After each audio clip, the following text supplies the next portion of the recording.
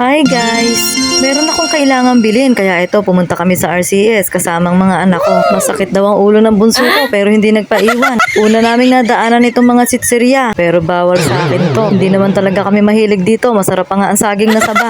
Nagpabili ang ate ko ng gift wrapper. Mahirap palang pumili pag marami kang pagpipilian. Ang hinanap ko na lang ay ang bilhin niya na silver.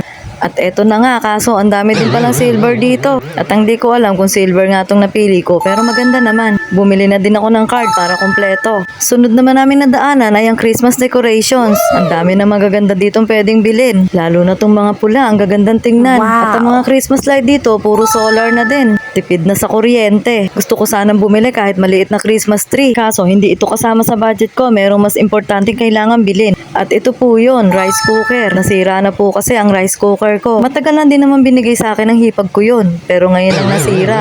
Ito sana ang gusto ko pero hindi kaya ng budget. At pati yung cups niya, ang ganda, kudrado. Wow. Ito lang ang nakayanan ko, ang 8 cups. Okay din naman to. Mas maganda nga, madaling masira para mapalitan agad. Charot. Kulang ka lang talaga sa budget, Inday. Tumingin na din ako ng mga plancha dito. Mahirap kasing walang plancha pag may estudyante. Pero sobrang mamahal na pala ngayon. Kaya itong medyo mura na lang ang kinuha ko, extreme. Nasa pag-iingat lang naman sa gamit para tumagal. Ito lang naman talaga ang kailangan namin bilhin ngayon. Kaso naisip ko na laging bumibili ng biskwit ang mga anak ko. Kaya mas maganda kung dito na lang bumili, mas mura pa. Ayan, nakapili na agad ang bunso ko. At ito nga pala ang gusto ko, ang extreme. Pareho pa ng plancha ang tatak. Ikinuha ko din ng nanay ko ng biskwit para meron siya nakakain pag nagugutom sa gabi. Sabi ng dalaga ko, ito daw ang favorite ni nanay. Alam na, alam. Wow. Buti na lang, walang masyadong tao ngayon dito sa RCS. Kaya hindi kami nagtagal dito sa counter. Ang ikinatagal lang ay chinecheck pa nilang mabuti yung mga rice cooker at plancha. Fast forward, nandito na kami sa bahay. Dati naman, hindi uso ang rice cooker. Sakalan lang nagsasaing. Pero ngayon, parang kulang na kulang ang kusina mo pag wala kang rice cooker. Lalo na pag sinabayan pa ng pag-ubos ng gasol. Para kang pinagbagsakan ng langit at lupa. Malakas kasi sa kuryente pag electric stove ang ginamit mo.